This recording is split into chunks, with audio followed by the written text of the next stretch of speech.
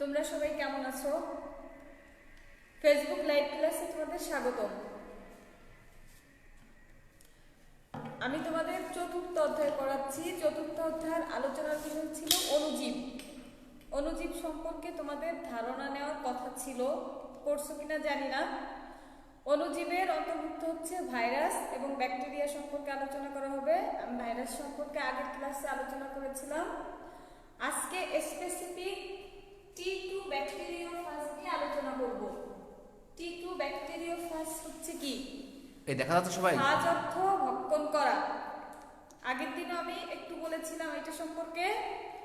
T2 bacteriophage মানে যেসব clear দেখা গেলে পারে একটু মেসেজ দিও যে ক্লিয়ার দেখা যাচ্ছে, সবাই একটু মেসেজ দাও। কথা বলেন না।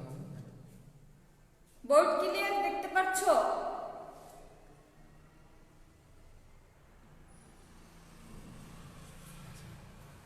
আচ্ছা দেখো, T2 ব্যাকটেরিওফাজ হচ্ছে একটি পরিচিত ভাইরাস। এই T2 ব্যাকটেরিওফাজ ব্যাকটেরিয়াকে ধ্বংস করে, অর্থাৎ ব্যাকটেরিয়ার দেহে প্রবেশ করে ব্যাকটেরিয়াকে ধ্বংস করে। তো কিভাবে ধ্বংস করে দেখো, তোমাদের এই চিত্র সহকারে জানতে হবে। T2 ব্যাকটেরিওফাজের দেহ দুইটি অংশে বিভক্ত। এটা হচ্ছে মাথা আর এই অংশ হচ্ছে লেজ। আমাদের বোর্ড ছোট, যে কারণে তোমার চিত্র আঁকতে একটু হচ্ছে, চিত্রটা আর একটু বড় করতে পারলে আরো ভালো হতো। তো লেজ হচ্ছে তোমার এই যে কলার থাকে, আর এই যে এটা হচ্ছে তোমার লেজের নিচে একটি বেস প্লেট থাকে। এই বেস প্লেটে হচ্ছে তোমার স্পাইক, স্পর্শক তন্তু, এই অংশগুলো থাকে। স্পাইকগুলো নরমালি এরকম থাকে। আমি একটা দুটো করে দেখাই, কারণ বেশি দেখাতে গেলে অনেক সময় চলে যাবে।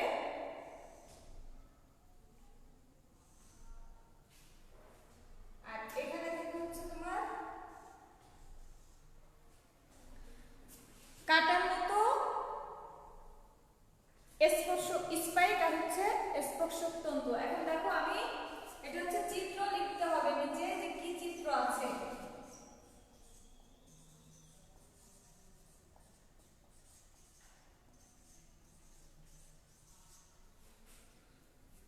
T2 ব্যাকটেরিওফাজের পুরো দেহকে আমরা দুইটি অংশে ভাগ করব। এক হচ্ছে মাথা, দুই হচ্ছে লেজ। মাথাটা হচ্ছে ষড়ভুজাকৃতির, দেখো 6টি অংশ রয়েছে এবং এটা হচ্ছে পিরিজমের ন্যায়। আর লেজ হচ্ছে লম্বা, আর এই মাথার মধ্যে থাকে দ্বিসূত্রক পেঁচানো ডিএনএ। লেজ আর লেজের একটু উপরের দিকে থাকে কলার, আর এখানে থাকে হচ্ছে 6টি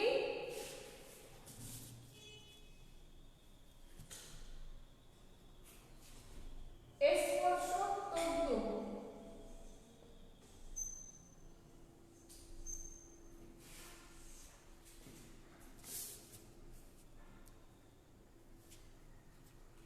আর কাটার মধ্যে থাকে স্পাইক, আর এটা হচ্ছে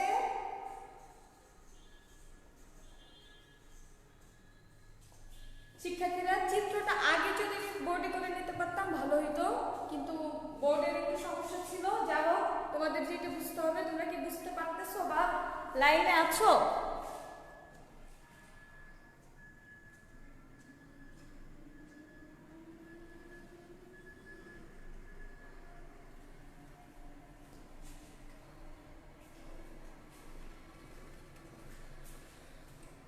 বোর্ড ক্লিয়ার বোঝা যাচ্ছে না আসলে, আজকে তো অনেক কুয়াশা, মেবি নেটওয়ার্কের সমস্যা হচ্ছে।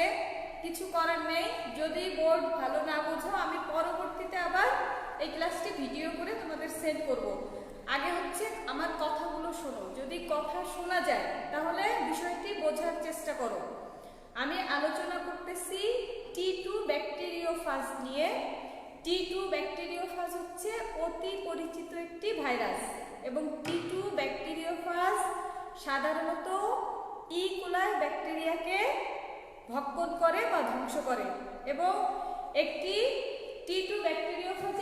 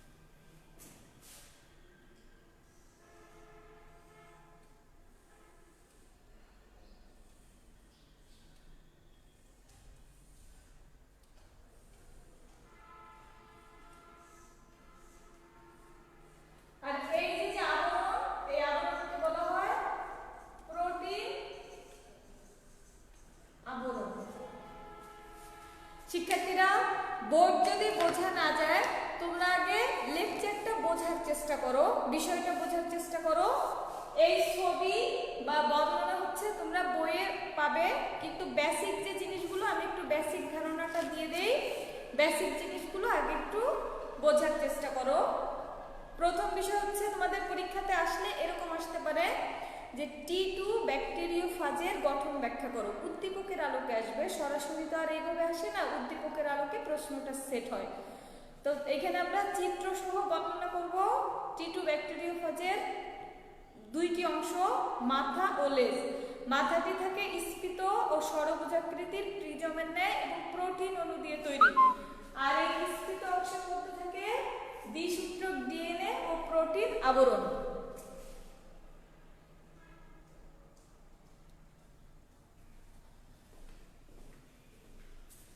আর লেজ হচ্ছে কি, মাথার পিছনে সরু যে অংশটি, এই অংশটির নাম হচ্ছে লেজ। লেজে থাকে কলা, আর নিচের দিকে থাকে একটি বেস প্লেট, কাটার মতো স্পাইক, এবং মানে স্পাইক কয়েকটি থাকে, আর 6টি স্পর্শক তন্তু থাকে।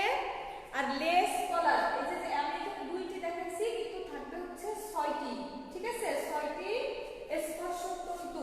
এটার নাম স্পর্শক তন্তু।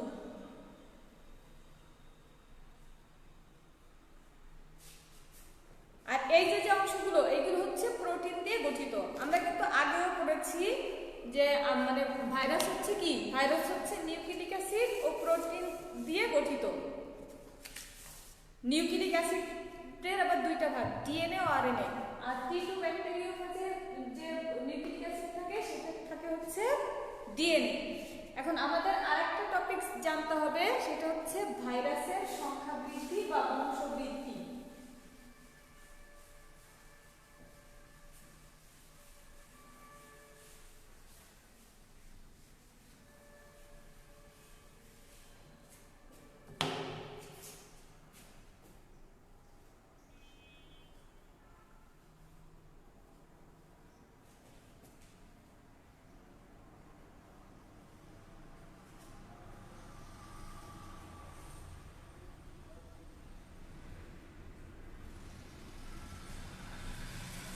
শিক্ষার্থীরা তোমরা কি বোর্ড দেখতে পারো? একটু কমেন্টস করে জানাও যে বোর্ড দেখতে পারো কিনা। আমি এখন আলোচনা করব হচ্ছে ভাইরাসের সংখ্যা বৃদ্ধি বা বংশবৃদ্ধি নিয়ে। তোমরা জানো যে ভাইরাস কিন্তু অকোষীয় এবং ভাইরাস কোনো জীব নয়, ভাইরাস হচ্ছে একটা সত্তা।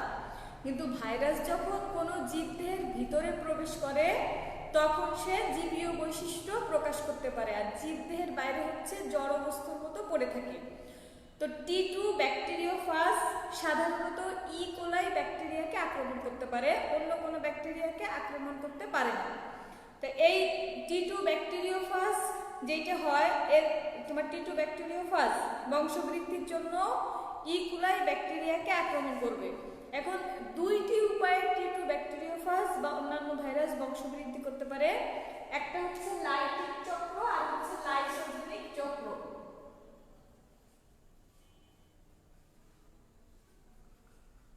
লাইটিক চক্র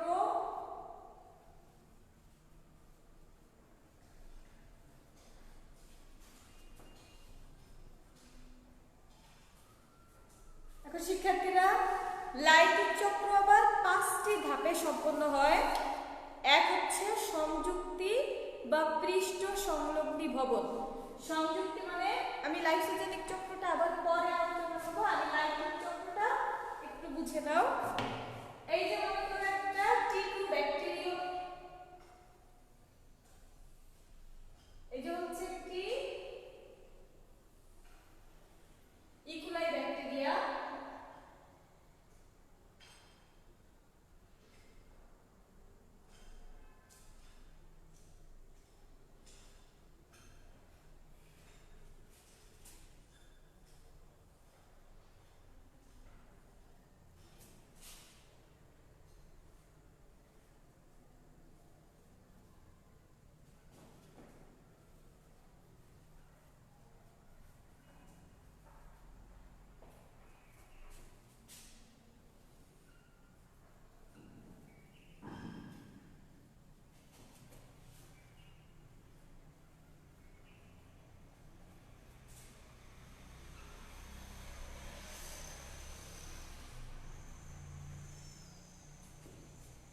হচ্ছে ব্যাকটেরিয়াল ডিএনএ, ডিএনএ বা ব্যাকটেরিয়াল ডিএনএ।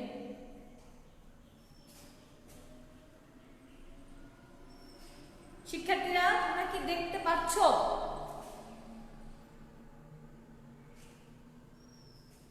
শঙ্কর বিশ্বাস লিখেছে হ্যাঁ, তার মানে বোর্ড দেখা যাচ্ছে। আর আবির বলেছ না, তার মানে কি বোর্ড দেখতে পাচ্ছ না। এটা আসলে এক একটা জায়গার নেটওয়ার্কের সমস্যা। এখন আগে কথাগুলো শোনো, তারপরে যদি বুঝতে না পারো লেখা, পরবর্তীতে আমি আবার মানে এইটা তোমাদের ভিডিও দেওয়ার চেষ্টা করব বা ভিডিও দিব, ঠিক আছে? এখন দেখো এই হচ্ছে কি লাইটিং চক্রে যেটা হচ্ছে, প্রথমে ধাপ 1 সংযুক্তি বা পৃষ্ঠ সংলগ্নি ভবন। এই যে T2 ব্যাকটেরিওফাজ ইকোলাই যে ব্যাকটেরিয়া, এই ইকোলাই ব্যাকটেরিয়ার একটি রিসেপ্টর সাইট থাকে। তোমরা কিন্তু এর আগেও পড়েছো রিসেপ্টর সাইট। কোথায় পড়েছিলে? এনজাইমে। ওই যে এনজাইম সাবস্ট্রেটে, যে তোমার এনজাইমের রিসেপ্টর সাইডে তোমার সাবস্ট্রেট যদি ইন করতে পারে তাহলে সংযুক্ত হয়। এখানেও ব্যাকটেরিয়া এবং ভাইরাস, এই ভাইরাস যে T2 ব্যাকটেরিওফাজ যে আক্রমণ করবে, এখানে ইকোলাই ব্যাকটেরিয়াতে একটা রিসেপ্টর সাইট থাকবে। সেই রিসেপ্টর সাইট প্রোটিনের সাথে ফাস্ট ক্যাপসিডের এই যে স্পর্শক তন্তু, এখানে ছোট করে দেখানো হয়েছে। এই স্পর্শক তন্তু হচ্ছে রাসায়নিক ক্রিয়ার ফলে ব্যাকটেরিয়ার প্রাচীরে দ্বিতীয়ভাবে সংযুক্ত হবে। সংযুক্ত হওয়ার পরে তোমার ফাস্ট ডিএনএ অনুপ্রবেশ করবে। এরপরে যেটা হবে এই ব্যাকটেরিয়ামের দেহে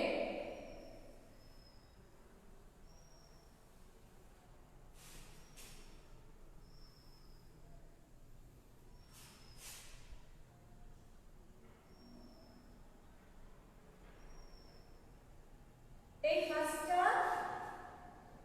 চলে আসবে, এইখানে ভিতরে প্রবেশ করবে।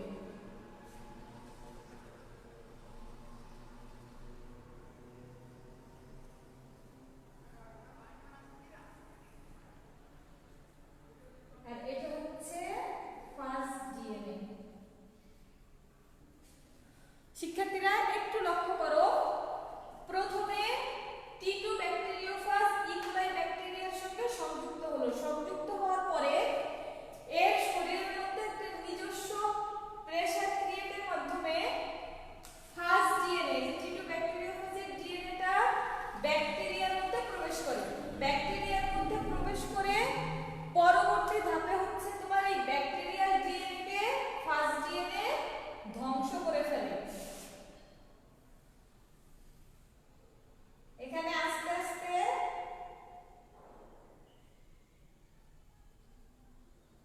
ফাস্ট ডিএনএটা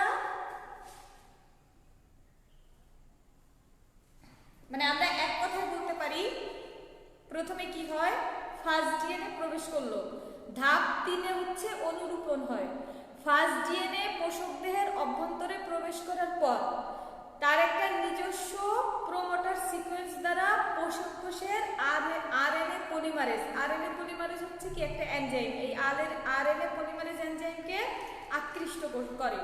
আর পোষক কোষের আরএনএ পলিমারেজ ব্যবহার করে ফাস্ট এমআরএনএ তৈরি করে। তোমরা এর আগে পড়েছো আরএনএর যে শ্রেণী বিভাগ, প্রথম অধ্যায়ে পড়েছিলাম যে টিআরএনএ, এমআরএনএ।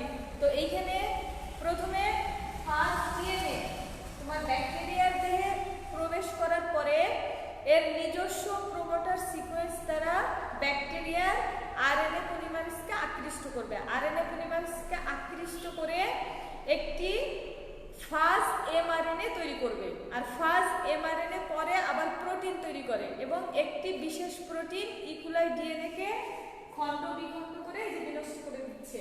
এই যে ইকোলাইয়ের যে নিজস্ব ডিএনএ, এই নিজস্ব ডিএনএ-কে ধ্বংস করে দিচ্ছে। ধ্বংস করে দেওয়ার পরে এরপরে যে হচ্ছে তোমার এটা হচ্ছে সব ডাবলই হবে, ঠিক আছে?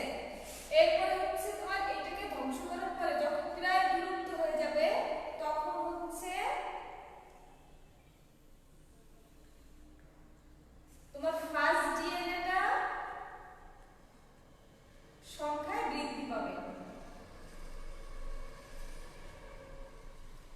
এটা হচ্ছে চতুর্থ ধাপ, যে ফাস্ট ডিএনএটা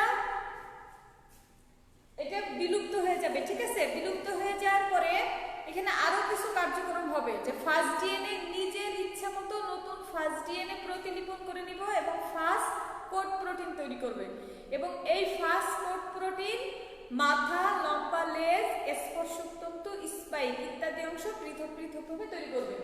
দেখো আমি সংক্ষেপে আবার একটু বলি। T2 ব্যাকটেরিওফাজ ইকুলাই ব্যাকটেরিয়াকে আক্রমণ করবে। আক্রমণ করার পরে T2 ব্যাকটেরিওফাজের ফার্স্ট ডিএনএ ব্যাকটেরিয়ার দেহে প্রবেশ করবে। প্রবেশ করে এর নিজস্ব প্রমোটর সিস্টেমের মাধ্যমে আরএনএ পলিমারেজকে আকৃষ্ট করে তোমার এখানে নিজস্ব এমআরএনএ তৈরি করবে এবং ব্যাকটেরিয়ার ডিএনএ কে ধ্বংস করে ফেলবে।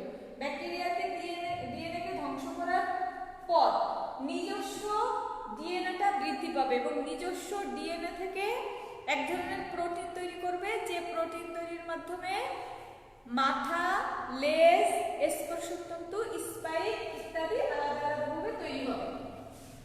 এখানে দেখো কিভাবে তৈরি হবে। আচ্ছা আমি এর ভিতরেই দেখাই, কারণ আমাদের এখানে জায়গা একটু কম হয়ে যাচ্ছে। এই ধাপটা হওয়ার পরে তোমার এর ভিতরে আলাদা আলাদাভাবে দেখো মাথা, লেজ, তারপর হচ্ছে স্পর্শতন্তু এগুলো তৈরি হবে। পরবর্তীতে হচ্ছে একদম লাস্ট ধাপে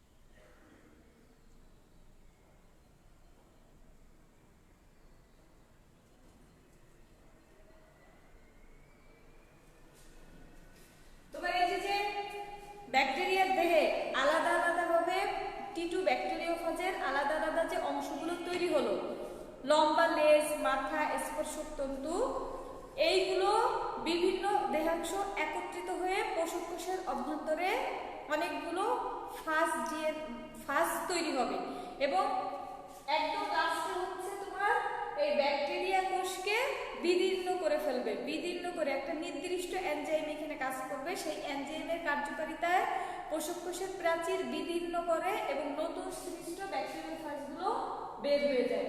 দেখো এখানে একটা ব্যাকটেরিওফাজ থেকে, এখানে আমি 3টা দেখাইছি, কিন্তু হবে আরো অনেকগুলো ব্যাকটেরিওফাজ তৈরি হবে, ঠিক আছে?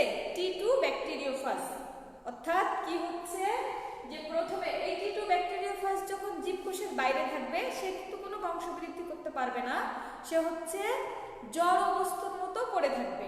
কিন্তু যখন T2 ব্যাকটেরিওফাজ ইকুলাই ব্যাকটেরিয়ার দেহে প্রবেশ করবে, তখন ইকুলাই ব্যাকটেরিয়াকে আক্রমণ করে এর যে নিজস্ব ফার্স্ট ডিএনএ তোমার ব্যাকটেরিয়ার দেহে প্রবেশ করাবে এবং নিজস্ব প্রমোটর এনজাইমের সাহায্যে কি করবে, তোমার এইটাকে ধ্বংস করে ফেলবে। ধ্বংস করে নিজের সংখ্যা বৃদ্ধি হবে এই ফার্স্ট ডিএনএ, এবং একসময় হচ্ছে ফার্স্ট ডিএনএটা তোমার T2 ব্যাকটেরিওফাজের বিভিন্ন অংশ আলাদা আলাদাভাবে তৈরি করবে।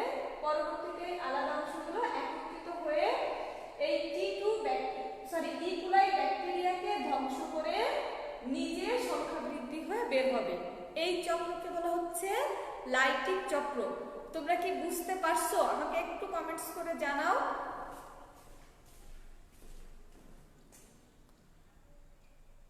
তোমরা কোনো কমেন্টস করছো না কেন? বুঝতে পারতেছো না পারতেছো না? লেখা কি দেখা যায়?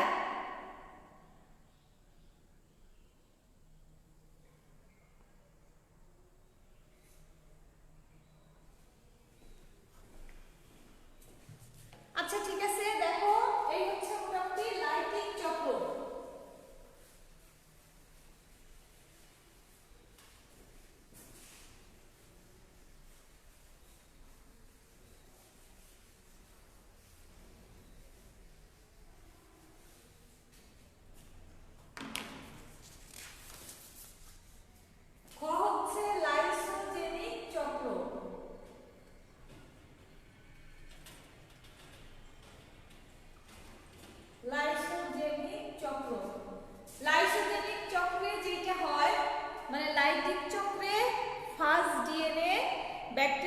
ব্যাকটেরিয়াল ডিএনএ কে পুরোপুরি ধ্বংস করে ফেলে, কিন্তু লাইসোজেনিক চক্রে ফার্স্ট ডিএনএ ব্যাকটেরিয়াল ডিএনএ কে ধ্বংস করে না। এই হচ্ছে বেসিক পার্থক্য। এইখানেও কার্যক্রমটা একই রকম হয়। এইখানে যেটা হচ্ছে দেখো,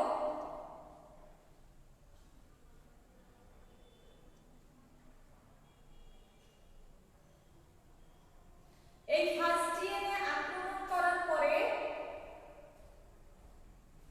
এখানে ফার্স্ট ডিএনএটা ভিতরে ইন করে, আর নিজস্ব যে ব্যাকটেরিয়াল ডিএনএ থাকে এই দুটো একত্রিত হয়ে যায়।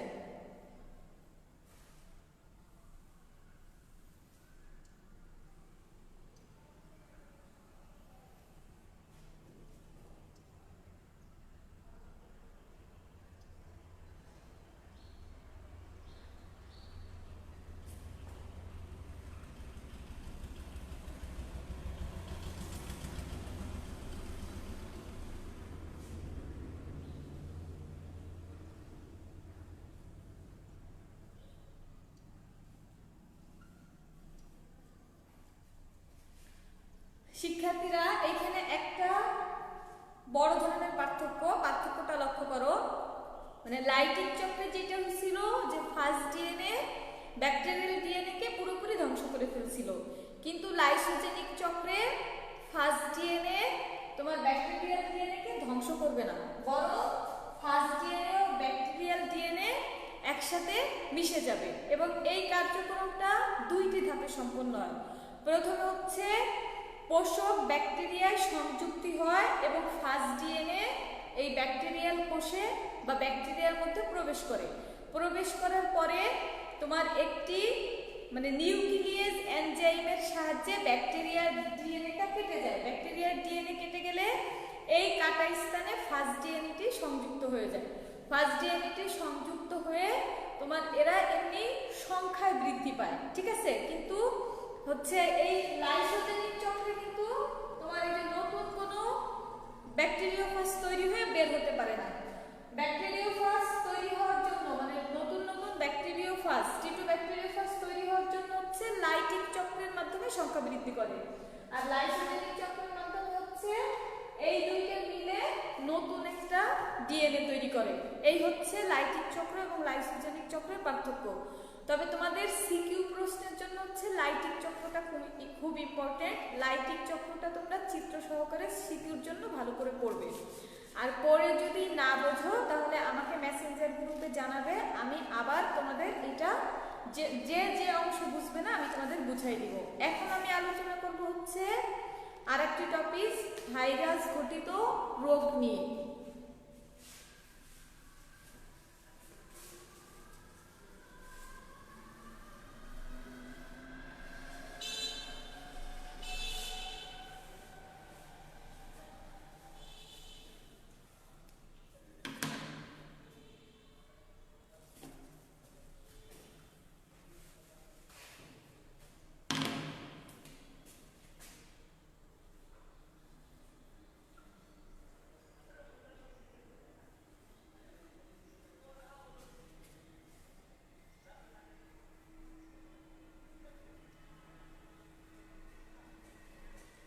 শিক্ষার্থীরা, আমি যখন তোমাদের ভাইরাসের অর্থনৈতিক গুরুত্ব পড়িয়েছি, অর্থনৈতিক গুরুত্বে আমরা দুইটা দিক দেখেছিলাম, উপকারী দিক আর হচ্ছে অপকারী দিক।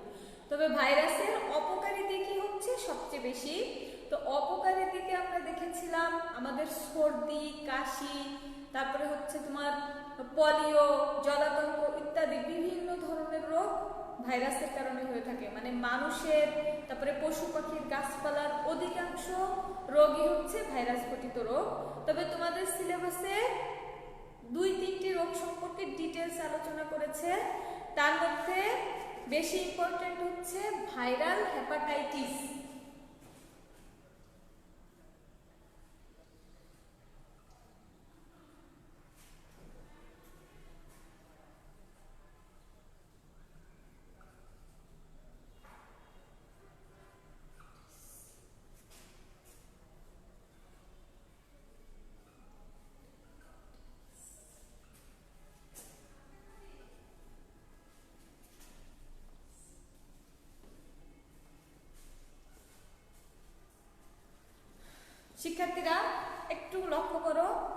ভাইরাস ঘটিত রোগসমূহের মধ্যে ভাইরাল হেপাটাইটিস হচ্ছে খুবই মারাত্মক একটা রোগ। ভাইরাল হেপাটাইটিস হচ্ছে সাধারণত বি ভাইরাসের কারণে হয়ে থাকে, হেপাটাইটিস বি ভাইরাস। পাশাপাশি সি ভাইরাস, ই ভাইরাস, তারপরে হচ্ছে তোমার ডি ভাইরাস, এই সব ভাইরাসও রোগ সৃষ্টি করতে পারে। এখন ভাইরাল হেপাটাইটিস হচ্ছে সাধারণত লিভার প্রদাহ। এই অসুখটা হচ্ছে কি লিভার প্রদাহ, মানে মেইনলি হচ্ছে লিভারের উপরে একটা প্রভাব ফেলে। লিভার সিরোসিস, লিভার কি বলতো আমাদের যকৃত, একেবারে আঞ্চলিক ভাষায় বলা হয় কি কলিজা, ঠিক আছে, গরুর কলিজা বা মাইটাও বলে। এখন এইগুলো আমরা মনে রাখবো না, আমাদের বায়োলজির ভাষায় হচ্ছে লিভার বা যকৃত। যকৃত সম্পর্কে তোমরা দ্বিতীয় অধ্যায়ে আবার ডিটেলস পড়বে, দ্বিতীয় অধ্যায়ে আমাদের এই সম্পর্কে আছে। এখন লিভার প্রদাহ হলে এটাকে বলা হচ্ছে ভাইরাল হেপাটাইটিস। ভাইরাল হেপাটাইটিস হচ্ছে জন্ডিসের অন্যতম প্রধান কারণ। এখন কি কি হচ্ছে দেখো, প্রথমে হেপাটাইটিস, আর এই হেপাটাইটিস বি ভাইরাসটা হচ্ছে ডিএনএ ভাইরাস। এই কথাটাও তোমাদের মনে রাখতে হবে যে হেপাটাইটিস হচ্ছে ডিএনএ ভাইরাস। আমাদের এই জিনিসগুলো একটু মাথায় রাখতে হবে যে কোনগুলো ডিএনএ ভাইরাস আর কোনগুলো হচ্ছে আরএনএ ভাইরাস। যেমন ভাইরাস জনিত আরেকটা রোগ হচ্ছে ডেঙ্গু জ্বর, তো ডেঙ্গু জ্বরের যে ভাইরাস সেই ভাইরাসটা হচ্ছে আবার আরএনএ ভাইরাস। আর বর্তমানে বহুল আলোচিত যে করোনা ভাইরাসটা হচ্ছে আরএনএ ভাইরাস। এখন প্রথমে তোমরা ভাইরাল হেপাটাইটিস সম্পর্কে জানো যে এখানে কি হচ্ছে, যে প্রথমে রক্তের মাধ্যমে আমাদের দেহে এই রোগটা বা এই ভাইরাসটা প্রবেশ করতেছে এবং লিভারকে আক্রমণ করে। লিভারকে আক্রমণ করার পরে প্রাথমিক পর্যায়ে হচ্ছে মাথা ব্যথা, পেট ব্যথা, ক্ষুধামন্দা, হাড়ের গিঁটে ব্যথা ইত্যাদি লক্ষণ প্রকাশ পায়। আর পরবর্তীতে প্রস্রাব হলুদ হয়ে যায়, চোখের সাদা অংশ হলুদ হয়ে যায় এবং একসময় সমস্ত শরীর হলুদ হয়ে যেতে পারে। আর পেটে ও পায়ে পানি জমা হয়, অর্থাৎ লিভার সিরোসিসের একদম মানে ডেঞ্জারাস যে মুহূর্ত, মানে লাস্ট যে সিচুয়েশনে চলে যায় তখন হচ্ছে পায়ে ও পেটে পানি জমে যেতে পারে এবং শেষ পর্যন্ত কি হয় লিভার ক্যান্সারও হয়ে যেতে পারে। এবং এতে কি হয়, রক্তে বিলিরুবিন ও এসজিপিটি এর মাত্রা বৃদ্ধি পেয়ে যায়। বিলিরুবিন বৃদ্ধি পায় বলেই হচ্ছে কি হয়, হলুদ হয়ে যায়, ঠিক আছে। এখন এই হেপাটাইটিস বি ভাইরাসের ফলে যে ভাইরাল হেপাটাইটিস হচ্ছে, এর রোগের প্রতিকার বা নিয়ন্ত্রণের জন্য আমাদের যেটা করতে হবে যে রোগ লক্ষণ প্রকাশ পাওয়ার সাথে সাথে ডাক্তারের পরামর্শ নিতে হবে। আর এর নিয়ে সুনির্দিষ্ট কোনো চিকিৎসা নেই। যদি একবার ভাইরাল মানে হেপাটাইটিস বি ভাইরাস বা সি ভাইরাস শরীরে প্রবেশ করে ফেলে, একে আর পুরোপুরি ধ্বংস করা যায় না বা দেহ থেকে পুরোপুরি বের করাও যায় না। তো আমাদের যেটা করতে হবে, প্রথমে ধরা পড়ার পর আমরা সাধারণত প্রথমে জন্ডিসটাই দেখতে পাই। তো জন্ডিস হলে 10 থেকে 12 দিন পূর্ণ বিশ্রামে থাকতে হবে, গ্লুকোজের শরবতটা খাওয়া উচিত এবং তরল জাতীয় খাবার খেতে হবে। আবার অনেকের ধারণা হচ্ছে তোমার এই যে অরহর পাতা আর হচ্ছে ভুঁই আমলার পাতা ইত্যাদির রস খেলে কিছুটা উপকার হতে পারে, বিশেষ করে গ্রামের লোকজন বা যারা এই যে কবিরাজি ওষুধটা পছন্দ করে তাদের ধারণা। তবে মেইন চিকিৎসা হচ্ছে ডাক্তারের পরামর্শ অনুযায়ী চলতে হবে, পাশাপাশি হচ্ছে তোমার শরবত, গ্লুকোজ এই ধরনের খাবার খেতে হবে। আর আরেকটা বিষয় তোমাদের মনে রাখতে হবে, কোনো রোগী যদি মানে তাকে যদি হেপাটাইটিস বি ভাইরাস আক্রমণ করে ফেলে তখন কিন্তু তাকে আর টিকা দেওয়া যাবে না। কিন্তু হেপাটাইটিস বি ভাইরাস আক্রমণের আগে কিন্তু আমরা যারা সুস্থ স্বাভাবিক আছি আমরা টিকার মাধ্যমে এই রোগ থেকে পরিত্রাণ পেতে পারি। এখন প্রতিরোধের একমাত্র উপায় আছে হচ্ছে পেন্টাভ্যালেন্ট ভ্যাকসিন। এক ধরনের ভ্যাকসিন আছে পেন্টাভ্যালেন্ট ভ্যাকসিন। এই পেন্টাভ্যালেন্ট ভ্যাকসিন আমরা গ্রহণ করতে পারি। এর 4টে ডোজ আছে। প্রথম 3টি ডোজ হচ্ছে 1 মাস পর পর নিতে হবে, আর চতুর্থ ডোজটি হচ্ছে তোমার প্রথম ডোজ নেওয়ার 1 মাস পরে ডোজটা নিতে হবে। তোমরা কি এই বিষয়গুলো শুনতে পাচ্ছো?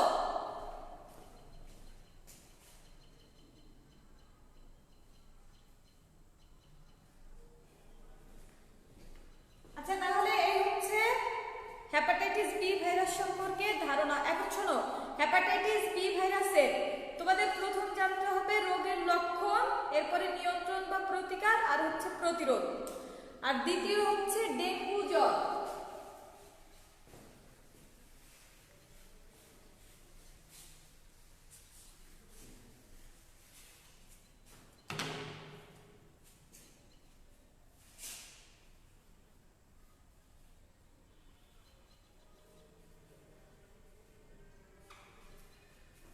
শিক্ষার্থীরা, ডেঙ্গু জ্বর সম্পর্কে আমাদের ধারণা আছে। ডেঙ্গু জ্বর আমাদের অনেক আত্মীয় স্বজনের হয়তো হয়ে থাকে। যদি কাছের থেকে কেউ দেখতে পাও তাহলে কিন্তু লক্ষণগুলো মুখস্থ করা লাগবে না, আমরা এমনিই জানি। এখন ডেঙ্গু হচ্ছে একটি ভাইরাস জনিত রোগ, অ্যাডিস অ্যাজিপ্টি মশকি। অ্যাডিস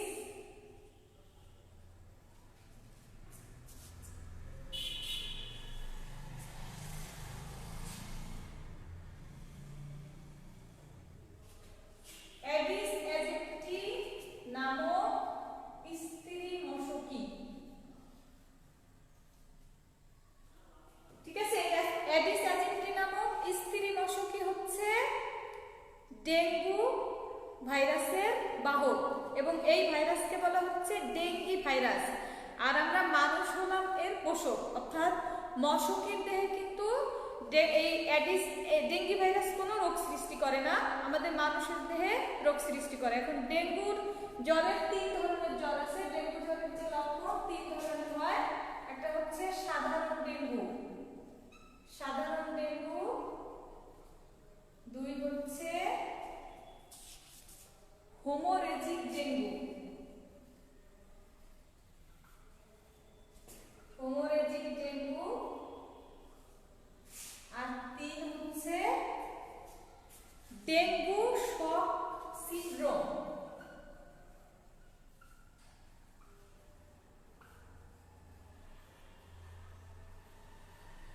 শিক্ষার্থীরা লক্ষ্য করো, মানুষের যে ডেঙ্গু জ্বরগুলো হয়, সাধারণ ডেঙ্গু হচ্ছে প্রথম যে জ্বর হয়।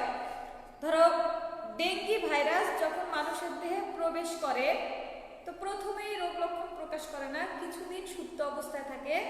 কিন্তু যখন মানুষের দেহে প্রবেশ করে বংশ বিস্তার করে বা সংখ্যা বৃদ্ধি করে তখন হচ্ছে যে জ্বরের লক্ষণ প্রকাশ পায়, প্রচন্ড জ্বর আসবে, মানে শীত শীত ভাব হয়ে প্রচন্ড জ্বর আসবে। জ্বর 103 থেকে 105 ডিগ্রি ফারেনহাইট পর্যন্ত হয়ে যেতে পারে। আর রোগীর সমস্ত শরীর ব্যথা হয়ে যাবে, বিশেষ করে মেরুদণ্ডের ব্যথা, কোমরে ব্যথা, হাড়ের জয়েনে জয়েনে ব্যথা, বিভিন্ন জায়গায় ব্যথা হবে। আর শরীরে লালচে রঙের র্যাশ দেখা যাবে। এটা হচ্ছে সাধারণ ডেঙ্গু। কিন্তু সাধারণ ডেঙ্গু হলে আমরা যদি প্রপার ট্রিটমেন্ট না পাই তখন হচ্ছে সেইটা হেমোরেজিক ডেঙ্গুতে পরিণত হয়ে যায়। হেমোরেজিক ডেঙ্গু হচ্ছে সাধারণ ডেঙ্গু যখন জটিল একটা অবস্থায় চলে যায় তখন হচ্ছে সেটাকে বলা হচ্ছে হেমোরেজিক ডেঙ্গু জ্বর। এতে কয়েকদিন পর রোগীর নাক, মুখ, দাঁতের মাড়ি এবং ত্বকের নিচে রক্তক্ষরণ শুরু হয়। পায়খানার সাথেও রক্ত যেতে পারে, আবার রক্ত বমি হতে পারে, আমাদের এই চোখের কোণে রক্ত জমা হয়ে যেতে পারে। এবং এক সময় যেটা কি হয়, আমাদের যে রক্তের মধ্যে 3 ধরনের কণিকা থাকে, তার মধ্যে অনুচক্রিকা। তোমরা নিশ্চয়ই জানো যে আমাদের রক্তে 3 ধরনের কণিকা থাকে, লোহিত রক্তকণিকা, শ্বেত রক্তকণিকা আর হচ্ছে অনুচক্রিকা। অনুচক্রিকা হচ্ছে আমাদের কোনো অংশ কেটে গেলে রক্ত জমাট বেঁধে সহায়তা করে, বা রক্তক্ষরণ শুরু হলে সেখানেও রক্ত জমাট বাঁধায়। কিন্তু ডেঙ্গু জ্বর হলে যেটা হয় যে অনুচক্রিকার পরিমাণ অনেক কমে যায়, তখন হচ্ছে যে তোমার রক্তক্ষরণটা শুরু হয়, পায়খানার সাথে রক্ত যায়, বমির সাথে রক্ত যায়, রক্ত হচ্ছে করতে পারে না, মানে অনুচক্রিকা জমাট বাঁধাইতে পারে না। এবং লাস্ট পর্যায়ে হচ্ছে ডেঙ্গু শক সিনড্রোম হয়, তখন হচ্ছে হেমো কনসেন্ট্রেশনও ঘটতে দেখা যায়, অর্থাৎ রক্তের মধ্যে ঘনত্ব বেড়ে যায় এবং নানা ধরনের সমস্যা হয়। আর এই 3 ধরনের ডেঙ্গু জ্বরের মধ্যে তোমার এই 2টা হচ্ছে বেশ মানে মারাত্মক ঝুঁকিপূর্ণ। এই হেমোরেজিক ডেঙ্গু বা ডেঙ্গু শক সিনড্রোমের কারণে মানুষ মারা পর্যন্ত যেতে পারে।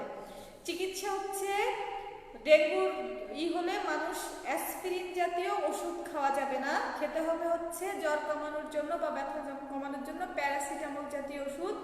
আর রোগীকে প্রচুর পানি খেতে হবে, ফলের রস খেতে হবে, আবার তরল খাবার খেতে হবে। আর ডেঙ্গু যেহেতু মশকি বাহিত রোগ, ডেঙ্গুর তো তোমার রোদের ক্ষেত্রে আমরা মশা নিধন করব এবং ডেঙ্গু মশা সাধারণত ডেঙ্গু ভাইরাস হচ্ছে তোমার দিনের বেলা কামড়ায়, এজন্য আমরা যদি দিনের বেলায় ঘুমাই সচেতনভাবে থাকতে হবে, মশারি টানাতে হবে, বা ডাবের খোসা, ড্রাম ইত্যাদি জায়গায় যদি পানি জমা থাকে। ও আরেকটা জিনিস মনে রাখতে হবে যে ডেঙ্গি ভাইরাসটা হচ্ছে তোমার পরিষ্কার পানিতে বংশ বিস্তার করে। এই যেখানে মানে পরিষ্কার পানি জমে থাকে, যেখানে ডেঙ্গি ভাইরাস বংশ বিস্তার করতে পারে, সেই সব ইগুলো আমাদের ধ্বংস করতে হবে। আজকে এই পর্যন্তই। তোমরা বিষয়গুলো ভালো করে পড়বে, যদি না বোঝো আমাকে মেসেঞ্জার গ্রুপে মেসেজ করে জানাবে।